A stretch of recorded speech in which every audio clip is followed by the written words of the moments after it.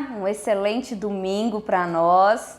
Que a paz de Cristo esteja em nosso coração neste dia. É com muito prazer que eu entro aí na sua casa, nesta manhã maravilhosa. E hoje nós vamos falar da quinta lição da nossa revista, da EBD. E hoje o nosso tema é a graça de Deus. É um tema que você, nós já escutamos muito. Escutamos de todas as formas, escutamos o tempo todo, até porque é a base de todo o nosso ensinamento aqui, né?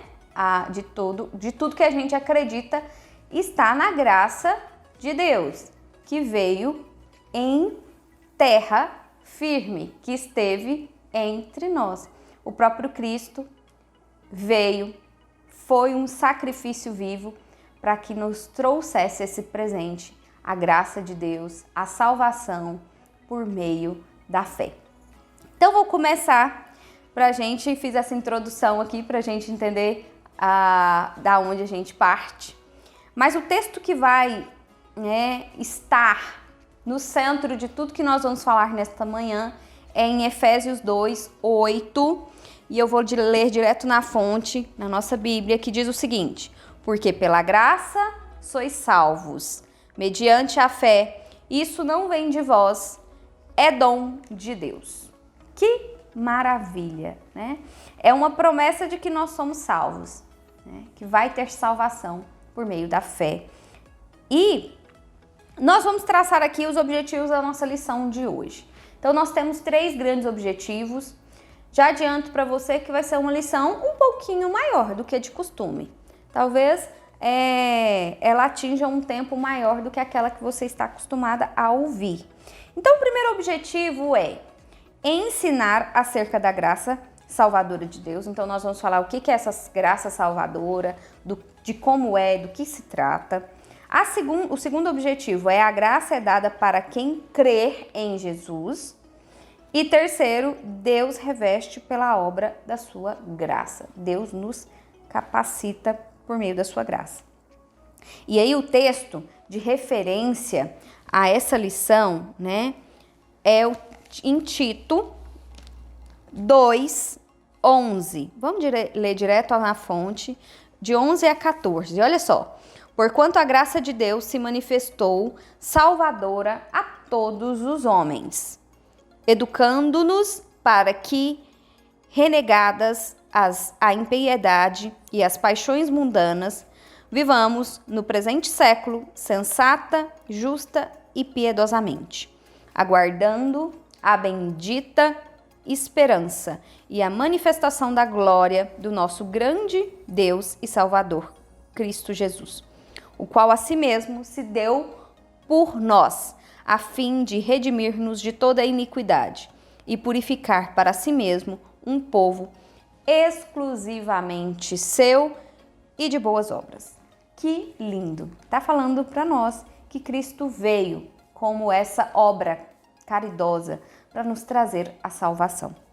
Então, vou começar falando sobre o motivo disso tudo. Por que graça? Para que a graça? Por qual motivo Deus nos presenteou com isso?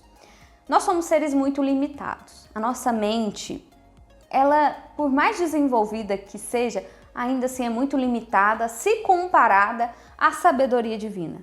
Meu Deus do céu, quiçá, não tem nem como medir, né? Quão diferente é quão distante é, melhor dizendo, a sabedoria humana se comparada à divina. Então, existe o pecado humano, o pecado meu, o pecado seu, o pecado, né? E Deus, olhando para tudo isso, Ele quis de alguma forma, né, com a sua graça suprema, de alguma forma, trazer um sacrifício que fosse único e suficiente para gerar em nós a salvação por meio da fé. Então, Cristo veio, né, viveu entre nós, comeu das nossas comidas, por assim dizer. Houve essa necessidade de comer, houve essa necessidade de dormir, houve sede, houve cansaço, houve necessidades humanas, ele viveu o que nós vivemos, passou por um sacrifício, morreu em morte de cruz e hoje está junto ao Pai e deixou em nós a graça de sermos salvos por meio da fé. E aí, eu tô batendo muito nessa tecla, por meio da fé, porque ao longo da nossa explanação aqui eu vou dizer mais a respeito disso. Então eu vou falar agora sobre a graça salvadora. A salvação, ela ocorre de maneira graciosa por parte de Deus. Não há mérito humano, não é porque eu sou brasileira, não é porque eu tenho uma cultura, não é porque eu tenho domínio de uma língua, não é porque eu tenho domínio da ciência, não é porque eu sou feia, não é bonita, faço obras, faço caridade, desenvolvo métodos, faço sacrifícios, pago penitências. Não é por mérito meu, não é por mérito seu. Não há mérito em nós, porque senão seria fácil, né? A gente logo se glorificaria, se acharia, né? Eu faço muita coisa, obviamente vou ser mais salvo que você que não faz. Então não há mérito em nós. Ela é fruto da bondade e da misericórdia de Deus. Olha que lindo! Tem bondade e misericórdia de Deus. Foi por vontade do próprio Deus que ele teve de nos salvar. Ele poderia simplesmente esquecer de nós aqui. Criou o mundo, criou a gente, pronto, tchau. Vão viver a vida de vocês e não tô nem aí para vocês. Não é assim. Não é assim. Deus é gracioso, Deus se preocupa conosco. Então ela é um fator imprescindível, a graça salvadora para a salvação, né? Por meio da fé. Lembre-se disso, por meio da fé, não por obras. Não é porque eu faço, não é porque eu sou, não é porque eu tenho, não é porque eu desenvolvo, não é porque eu tenho inteligência. Não, é por meio da fé. E aí, vamos lembrar o que é fé? Você sabe o que é fé? Você lembra o que é fé? Lá em Hebreus 11 tem uma definição, né, pontual em relação a este tema, a esta questão, que é a certeza das coisas que se esperam, a convicção de fatos que não se veem. É isso. É eu esperar por aquilo que eu ainda não vi. É eu ter a convicção de algo que vai acontecer, mas eu não tenho certeza. Isso é fé. É um pisar sem ter o chão no pé, né? Isso aí mata em nosso coração humano falho aquela questão da certeza, né? Nós somos tão falhos que nós precisamos o tempo todo de validação, de certeza. Eu tenho que ter certeza, eu tenho que ter muita certeza a respeito de algo. E Deus entrega a fé, que é algo assim, eu preciso crer, eu preciso ter convicção, mas eu não vejo. Eu não tenho formas de provar isso a olhos nus. Então não há mérito humano algum na salvação. E aí, pegando um pouco do grego, para a gente entender o que é a graça, graça em grego é charis, que significa dom, presente, benefício, boa vontade. É isso que Deus nos deixou. Olha que misericordioso, que Deus bondoso, que Deus que está acima da nossa capacidade mental de pensar em relação à bondade. E aí, caminhando mais na lição, no item 1.1, vai falar da graça como fator imprescindível para a salvação eterna. Olha só, não há salvação sem a graça de Deus. Não tem como eu ser salva, alcançar a salvação, alcançar um plano eterno, se eu não acreditar em Deus. Ponto. É isso. Tem discussões homéricas, grandiosas em relação à questão da salvação, de outros deuses, mas nós, eu e você, somos cristãos. Acreditamos em Deus, acreditamos em Cristo. E é isso. É isso que nós acreditamos. É nisso que nós temos que nos agarrar. Ela é inegociável, é cheia de amor, de misericórdia.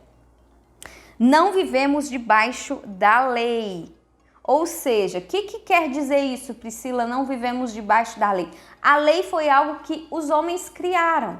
Homens como eu e você, cheio de falhas, criaram leis a fim de se aproximar de Deus. Elas são imprescindíveis, são importantes, né?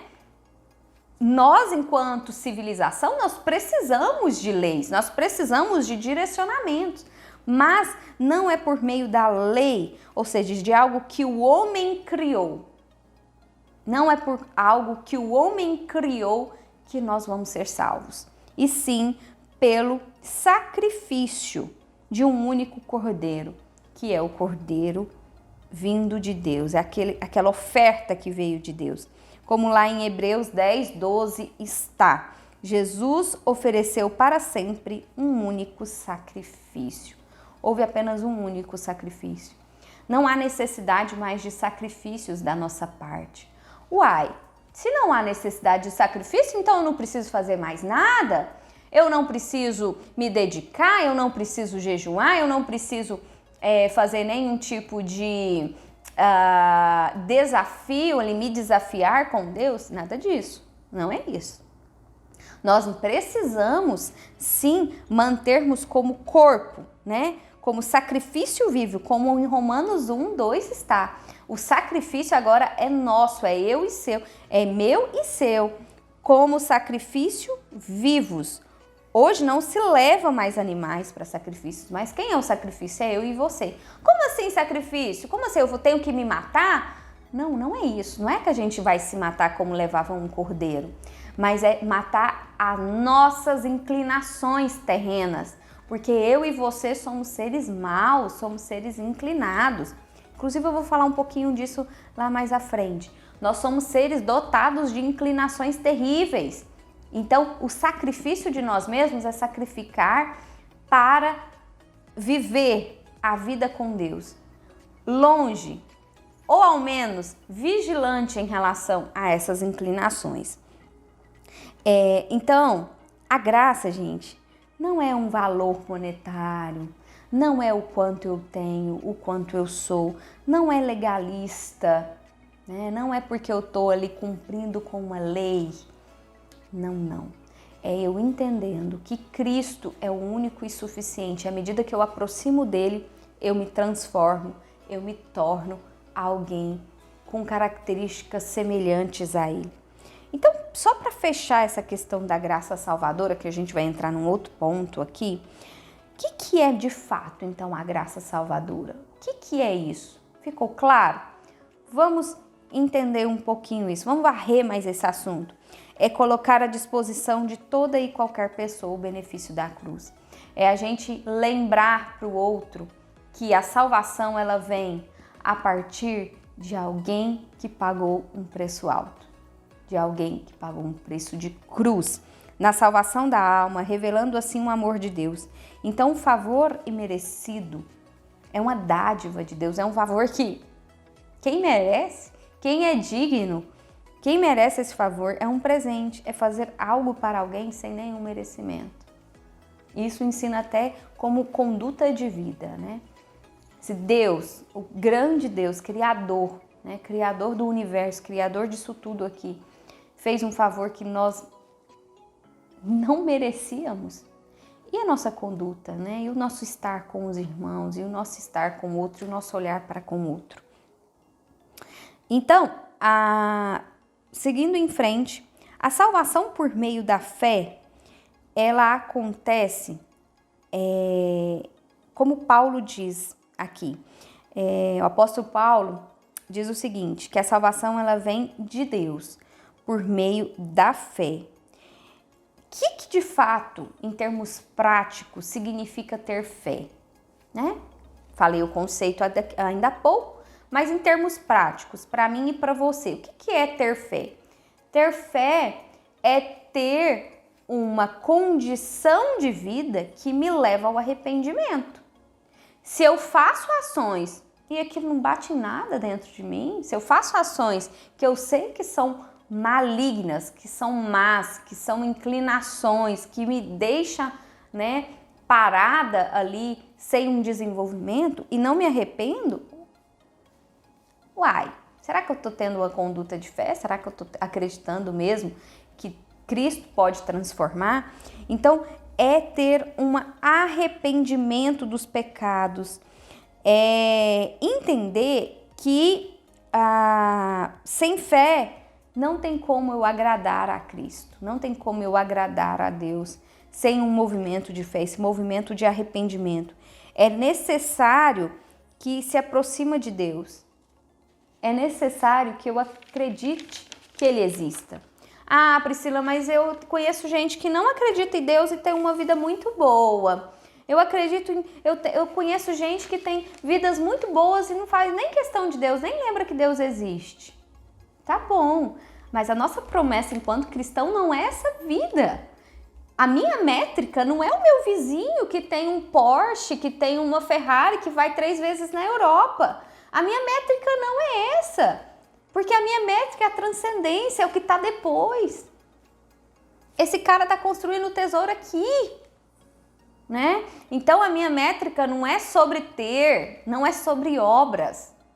E não é errado você ter também.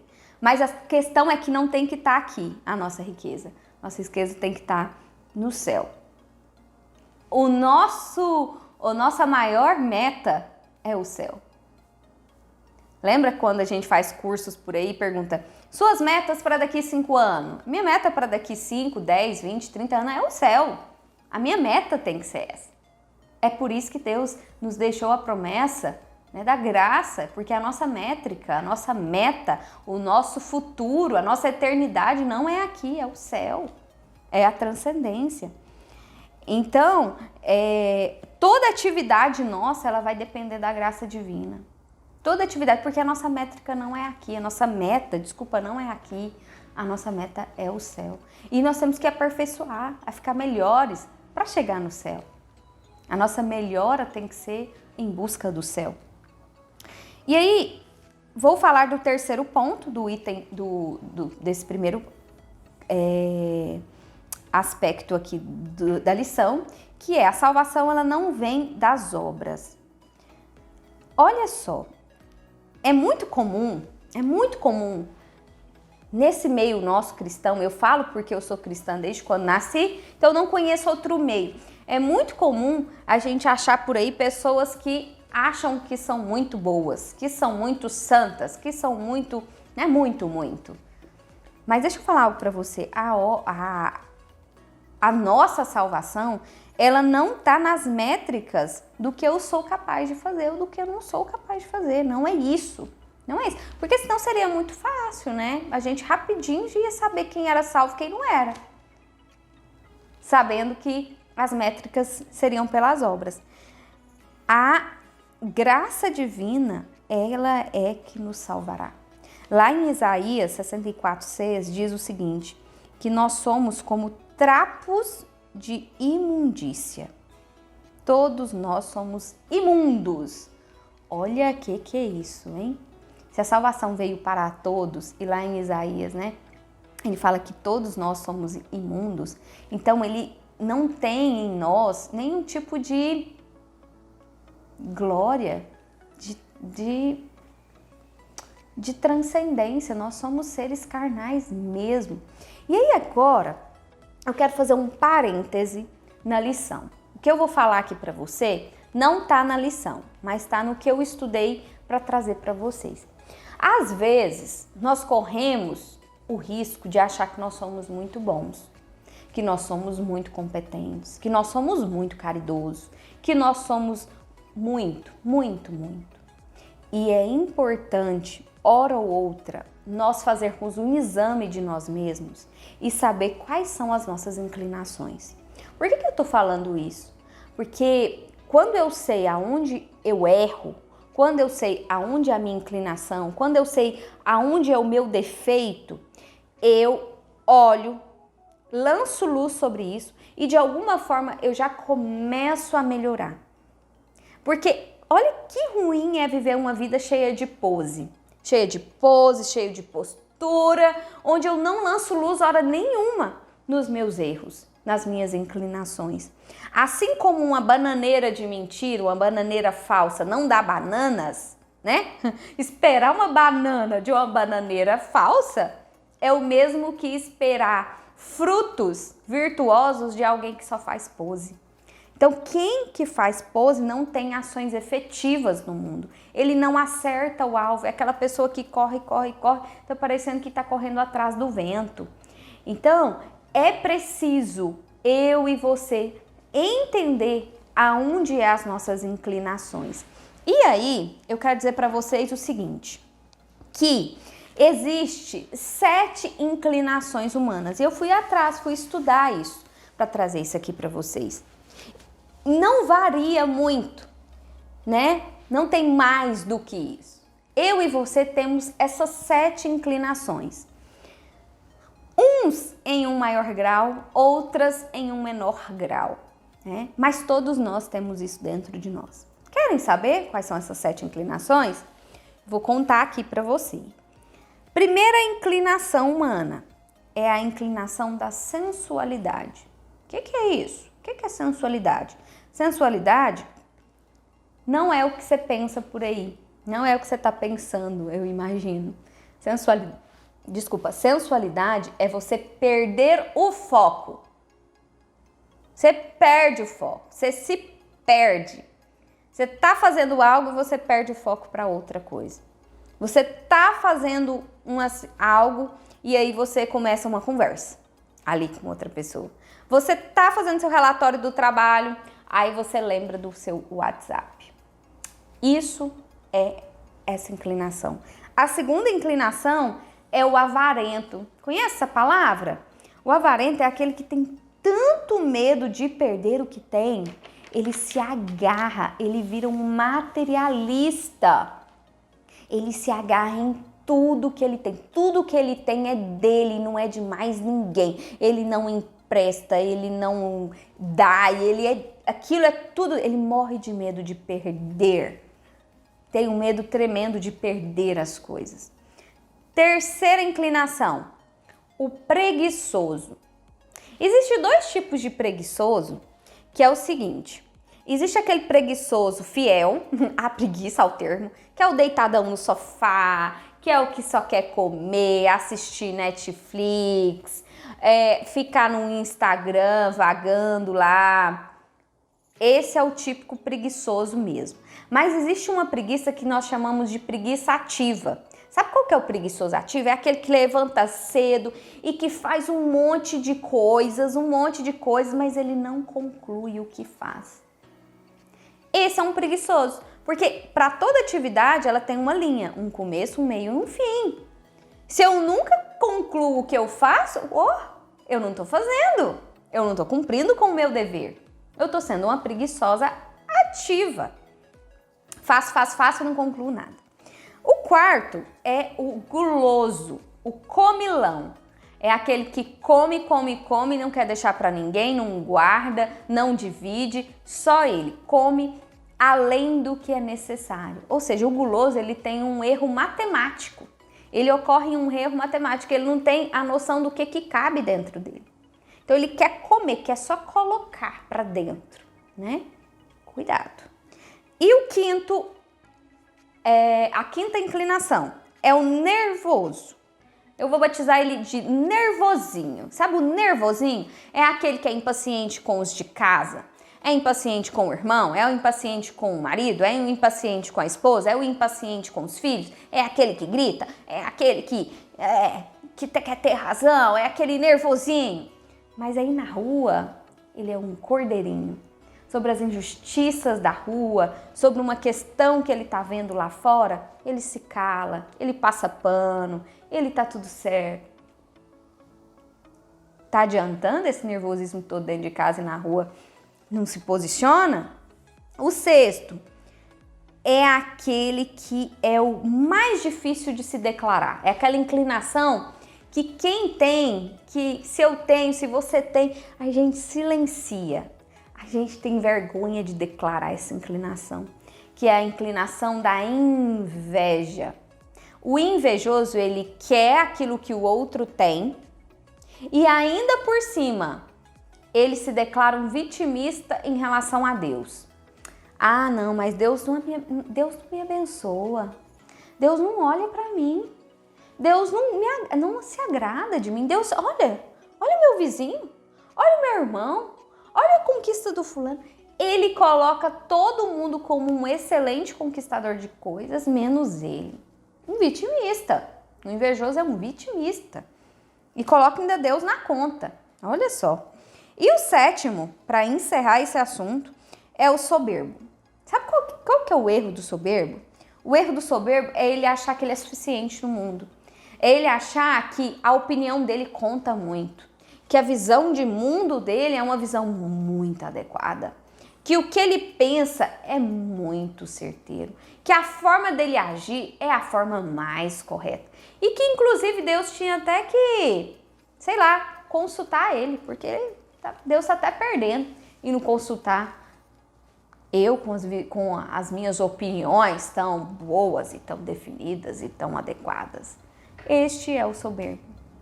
Então, gente, só para fechar esse parêntese todo que eu fui, que é o seguinte, todos nós temos inclinações, então não são as obras que nos salvam. Não é o que eu faço, porque o tanto que eu sou ruim, o tanto que você é ruim, o tanto que nós somos maus, o tanto que nós somos negligentes, preguiçosos, gulosos, invejosos, avarentos. Alguma dessas 7 inclinações, em algum momento faz morada no nosso coração e nós temos que lançar luz com muita frequência nisso, para que nós não vivamos, aliás, uma vida fake, uma vida de pose, onde eu nunca sei onde está o meu calcanhar de Aquiles, aonde estão os meus erros, aonde estão as minhas inclinações. Então, o que eu quero dizer para você é o seguinte, que tanto a nossa melhora, a nossa bravura, o nosso bom desempenho, o nosso ministério, o cumprimento do nosso dever, o cumprimento das questões que são espirituais, como a caridade, a oferta, o dízimo, a visita aos necessitados, tudo isso não faz com que eu tenha salvação. Meu Deus! Então eu vou largar de fazer isso. Se isso não me traz salvação, para que eu vou fazer isso? Não, eu não vou fazer mais caridade, não. Ajudar alguém? Não vou ajudar, não. Deixa eu falar algo para vocês. Nós não somos seres puramente espirituais. Nós somos, primeiro ponto, humano, né? Eu e você. Eu e você, nós somos gente. E para tal, nós temos escolhas, vontades, responsabilidades. Diferente de um animal, do cachorrinho que você tem na sua casa, do periquito, do coelho.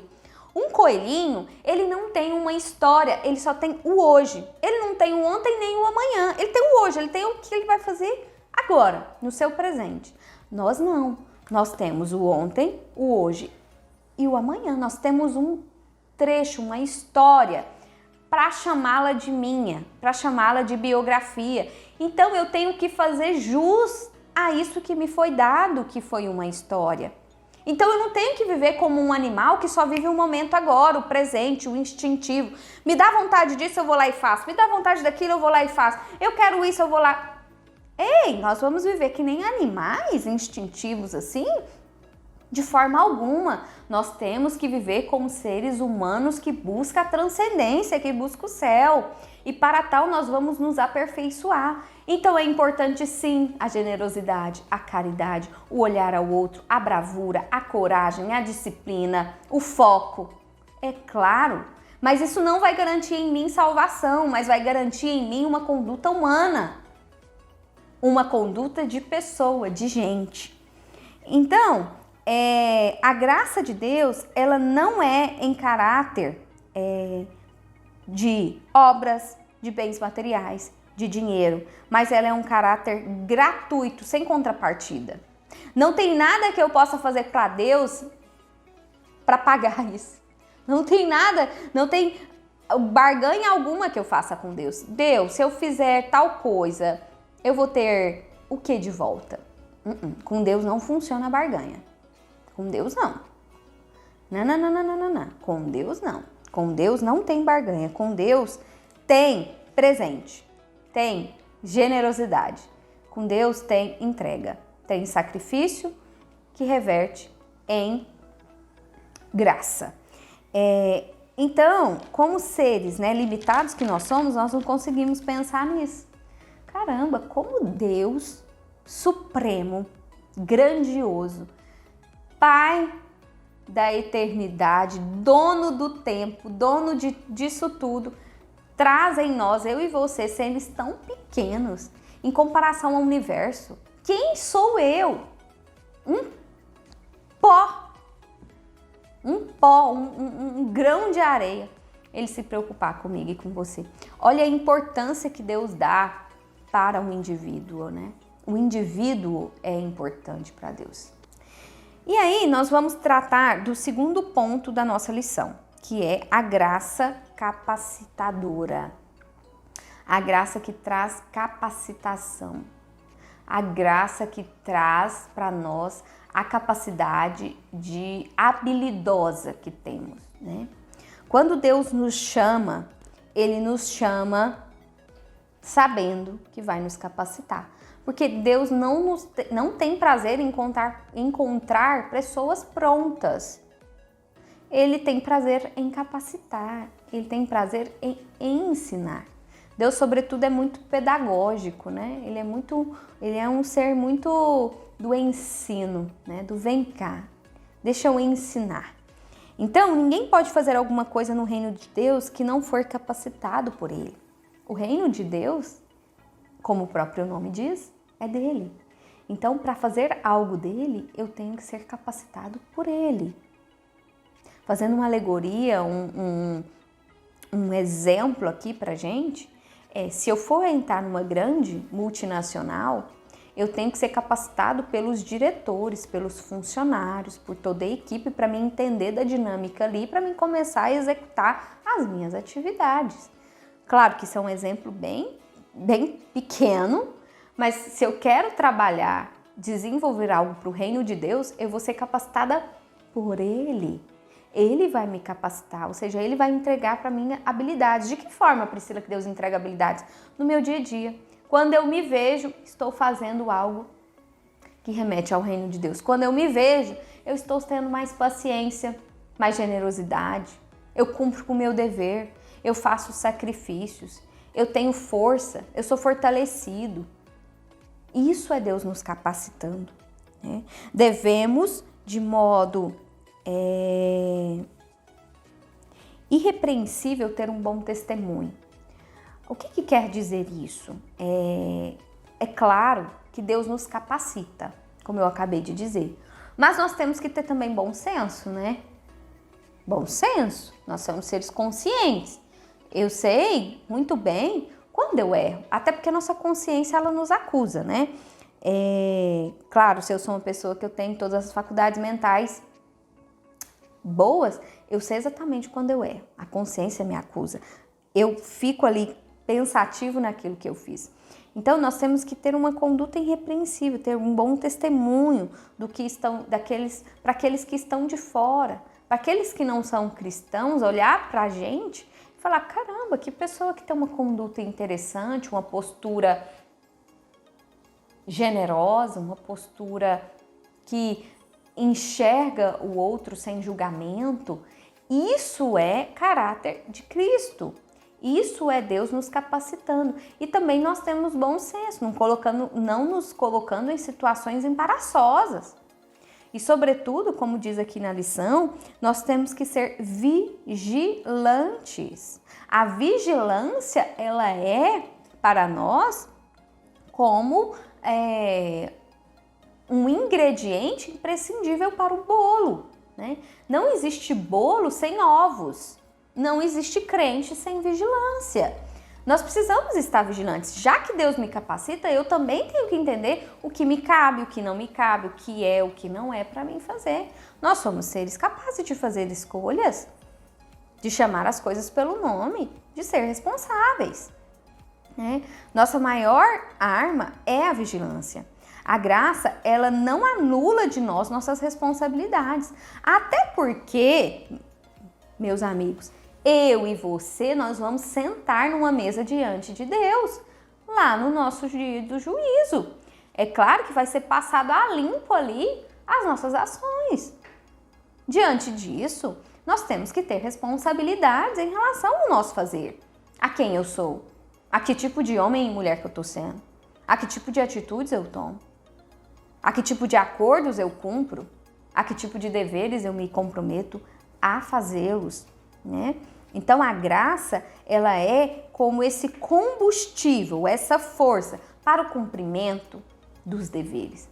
E olha, muito da nossa vida, eu digo que, sei lá, 95% da nossa vida é uma vida feita sem aplausos, sem visões, sem alguém perceber. É entre eu e Deus, né? Eu quero até sugerir uma música que vai estar no link aí da descrição. A hora que você clicar aí na descrição do vídeo já vai estar esse linkzinho. A música chama Semente, dos Arrais. Ela conta desses fazeres nossos que ninguém vê, mas um ser vê, Cristo vê. Então ela fala a música da mãe que acorda de madrugada para amamentar o filho. Quem tá vendo? Se não a mãe e o filho. Ninguém tá vendo, a não ser Deus. Do homem que tá com o estômago vazio e oferta ao próximo. Então são sacrifícios, são vivências que nós seres humanos fazemos, vivemos, escolhemos viver. Essa vida sacrificial é uma vida, né, que não tem tantos mimos assim. É uma vida que faz a gente ficar mais gente, mais humano, mais próximo de Deus. Deus é um Deus que valoriza uma vida reta, uma vida que foge das facilidades. E aí, segundo ponto, a graça capacitada para o desempenho do ministério. O que é essa graça capacitadora para o ministério? Quando Deus chama, Ele chama no intuito de capacitar. Deixa eu falar algo para vocês. Eu, Priscila, estou aqui com vocês esse tempo todo, conversando, expondo, explanando toda essa lição aqui. Vocês acham que eu sempre fui assim? Eu sempre fui uma criança extremamente calada, quieta. Eu era aquela criança que na sala de aula sentava nas carteiras perto da parede. Sabe assim, a sala de aula quadrada, aí tem a parede, aí tem a fileira da parede. Eu era aquela que sentava perto da parede. Pra quê? Pra não ter ninguém pra ficar conversando comigo. Pra mim não conversar com ninguém, porque eu não gostava. E olha, essa pessoa tá aqui na frente de vocês falando. Então, eu quero dizer pra vocês o seguinte, que Deus capacita a gente. Quando a gente menos espera, a gente tá falando, a gente tá fazendo, a gente executa, a gente desenterra os nossos talentos. Nós temos que ter uma vida digna aqui, uma vida mais humana, uma vida que imita Cristo. Não é isso que vai trazer salvação, claro que não, mas é isso que dignifica a gente, que traz dignidade à vida humana. Quando eu sou mais humano, quando eu entendo o meu papel, o que traz a salvação é a fé, na crença que Cristo é o suficiente Salvador. E aí a Bíblia, né, traz alguns exemplos, e até na lição traz uns exemplos de pessoas que foram capacitadas por Deus, mas eu vou trazer um que me tocou bastante, que é o Moisés. Moisés, lá em Êxodo 4:10, quando Deus o chama, ele fala o seguinte: eu nunca fui eloquente, eu sou pesado de boca e de língua. Olha só o que ele fala. Ele fala para Deus, ele traz uma objeção para Deus, ele fala, caramba, eu não vou dar conta disso não, eu não tenho dicção, eu não tenho fala, eu não tenho uma boa oratória. Deus, ele não leva em conta as nossas objeções, graças a Deus, né? Graças a Deus, graças a Ele. Ele capacita a gente mesmo com as nossas dificuldades. Lá em 2 Coríntios 9:8, tem uma passagem que vai ao encontro disso que a gente está falando das capacitações humanas, das capacitações, divinas em relação a nós, da capacidade de Deus que tem de nos trazer para, né, o centro da vontade dele. Deus pode fazer-nos abundar em toda graça, a fim de que, tendo sempre em tudo ampla suficiência, superabundez em toda boa obra. Essa toda boa obra é o quê? É o que a gente faz no nosso dia a dia, no nosso ordinário, no nosso silêncio, no eu e você, sozinho. Deus nos capacita para sermos melhores nisso. E Deus tem prazer em ter filhos bons no que faz. Se nós, meros humanos, temos prazer quando o nosso filho alcança algo, que dirá a Deus. E por fim, caminhando para o final da nossa lição, vou falar do ponto 3, que é a graça e o livre arbítrio. O que quer dizer isto? Que a graça, primeiro ponto, para varrer o assunto, a graça ela é para todos. Para todos. Não é porque eu sou brasileira, não é porque eu sou canadense, não é porque eu moro na Austrália. Não. A graça é para todos. Todos.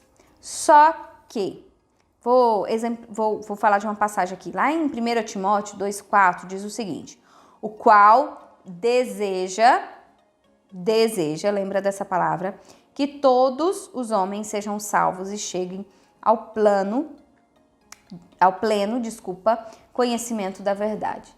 É o desejo que a salvação seja de todos. Mas, como todos sabem, desejo não é realidade, né? Tem pessoas que vai descartar. É possível, simplesmente, alguém não querer resistir. Eu não acredito nisso. Isso não tem sentido para mim. Eu quero viver uma vida diferente. Eu quero viver uma vida aqui, com os meus prazeres aqui, onde o meu Deus é a minha vontade. Para tal não tem o que fazer, né? A pessoa quer fazer do seu Deus a sua própria vontade, quer fazer da sua vida a sua própria fonte ali de existência. Então tem pessoas que resistem à graça e não acreditam e simplesmente acham que isso não é para ela, não existe, não é para mim, não quero me sacrificar a tanto, não quero me enquadrar nisso, e ela vai resistir. Então, é preciso pensarmos à luz da Bíblia sobre a graça de Deus e a responsabilidade humana. Como eu disse lá atrás, o que a gente faz não é distante do que Deus faz. Nós temos as nossas responsabilidades, que nós somos seres humanos, nós temos escolhas, vontades, mas tem que estar alinhado à vontade de Deus. Como eu sei que está alinhado à vontade de Deus? À medida que eu me aproximo de Deus, as minhas vontades mudam. Eu me transformo. Meus gostos vão ficando um pouco diferentes, as minhas vontades vão ficando diferentes, os meus assuntos vão ficando diferentes. Vai ficando chato? Não, vai sendo transformados. Nós vamos nos transformando, melhor dizendo, com Deus. O item 3.1 diz o seguinte, que a liberdade será cobrada. Nós não podemos nos esconder por detrás da graça. Já que boas obras não salvam, já que eu não faço barganha com Deus, já que a graça é um presente, tá bom, vou fazer o que eu quero. E a gente sabe que não é assim, né? Não é assim, a nossa liberdade, ela tem que ser usada com responsabilidade, até porque tudo que a gente faz aqui tem um preço a ser pago, né? A vida de sacrifício que eu levo aqui tem um preço a ser pago. A vida deliberada, mimada, tem um preço a ser pago. É uma vida sem consistência, sem constância. Tenho uma constância, mas eu me perco ao longo de um caminho. Então, a liberdade, ela é cobrada neste sentido da responsabilidade. O grande desafio do ser humano é saber lidar com a liberdade e a escolha, né? Deus nos deu a liberdade, né? Desde o Éden, né? Olha quão Adão e Eva eram livres naquele jardim. Ele só colocou uma objeção, um único fruto ali. E foi justamente onde ele foi bater. Nós temos uma certa dificuldade com a liberdade, né? A gente quer testá-la o tempo todo. Cuidado, né? Cuidado. Isso é um alerta para nós. A graça de Deus não é sinônimo de fazer o que quer, né? A graça de Deus revela a sua bondade, não a sua permissividade, né? Quando Deus nos dá a graça, não é assim, afinal de contas, eu posso fazer o que eu quiser, né? O único sacrifício já aconteceu, Cristo já veio, já viveu, sacrificou, teve morte de cruz, então tá tudo certo. Vírgula, não é assim. Não é assim. Sabe por quê? Porque Deus não deixou a permissividade. Não deixou. Porque Deus sabe o quão ruins nós somos, o quanto nós fazemos escolhas más, o quanto nós fazemos escolhas ruins, difíceis, pecaminosas. Então a permissividade você pode até fazer o que você quiser, desde que você não queira atrelar a graça, atrelar a salvação. É muito comum, sabe o quê? É pessoas fazerem o que quiserem e ter os benefícios de alguém que vive uma vida santificada. É impossível. Eu ter uma vida santificada, eu vou ter um fruto. Eu ter uma vida permissiva, eu vou ter um fruto também. Só que são frutos diferentes. Não queira plantar bananas e colher mangas. Não vai dar certo. Então, é nesse sentido o alerta, né? Não é que Deus proíbe você de fazer as coisas. Você pode fazer, só que ele alerta. Os frutos virão de todo tipo de colheita, da vida santificada e da vida permissiva, né? De permissividade. A graça nos alcança do jeito que somos. E aí, dá condições para mudar e se achegarmos mais perto de Deus, de servir a Deus, né? A graça, ela faz um trabalho de aproximação com Deus. Até porque foi o presente que Ele nos deixou, nós acessamos por meio da fé, que é um arrependimento vivo. Então, nós aproximamos de Deus, Quando eu digo aproximar de Deus, pode ser uma fala vaga, né? O que significa aproximar de Deus? É aproximar das coisas do céu, né? É aproximar de um domínio próprio, é aproximar da generosidade, é aproximar de um olhar mais caridoso, é aproximar de uma transcendência que aponta para essas questões do alto, sem essas questões aqui, ó, de baixo, da terra. Se é um presente, então nós temos que preservar, ser mais sábios, mais justos e mais piedosos. A graça dá a oportunidade de santificação, sem a qual ninguém vê Deus. A graça nos santifica para ver Deus. E o ver Deus aqui é um ver Deus no cotidiano, né? Na vida ordinária ali. É esse ver Deus. É num afazer aqui doméstico que eu não escorreguei. É um filho que não se acidentou, né? É eu passar pela dor da perda, da morte e saber lidar com esse luto. Tudo isso é o ver Deus, da qual aqui está relatando. É preciso permanecer na graça de Deus. E aí eu finalizo aqui minha fala hoje. É um presente que deve ser guardado com muito carinho, a graça. A graça é esse presente, é essa força que nós recebemos por meio de um sacrifício gigante do Cordeiro. Limpo, servo fiel, que foi Deus. Só uma pessoa pode impedir ou refutar a graça de Deus em sua vida, que é você. Só eu posso refutar a graça de Deus na minha vida. Só eu. Eu não quero isso, não é para mim, não aceito. Só eu posso rejeitar isso. E ao rejeitar, eu faço isso de forma consciente e deliberada, né? Eu vou rejeitar de forma consciente. Não é assim um pé lá, um pé cá. Aí você não está sendo nada. Mas rejeitar de forma consciente. Eu não quero viver essa vida. Então tem tantas formas de viver. Então viva de uma forma. Mas não queira colher os frutos de uma vida santificada. O que de fato implica numa valorização da graça? Implica nas questões práticas nossas do dia a dia. É a gratidão. Quanto mais eu sou grato, não é essa gratidão que a gente fica vendo no Instagram, esse tudo gratidão, gratidão, de uma forma bem meio infantil, não. É aquele espírito de gratidão.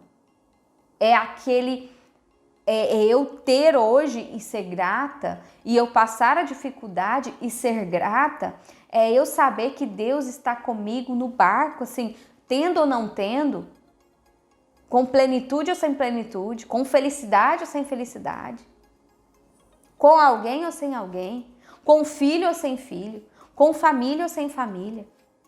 É esse espírito de gratidão que nos revela que nós temos a graça enquanto presente. A vontade de Deus é que todos sejam salvos, mas a Bíblia coloca a relevância da fé, do arrependimento, da perseverança, dessa vida voltada para a transcendência, né? A Bíblia ela aponta uma maneira de viver, uma vida que aponta para o alto.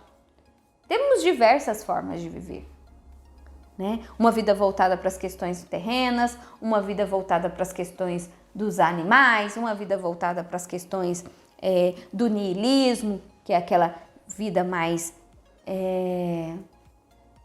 pessimista, fechada, e tem a vida voltada para a transcendência, para Cristo, para as coisas do alto.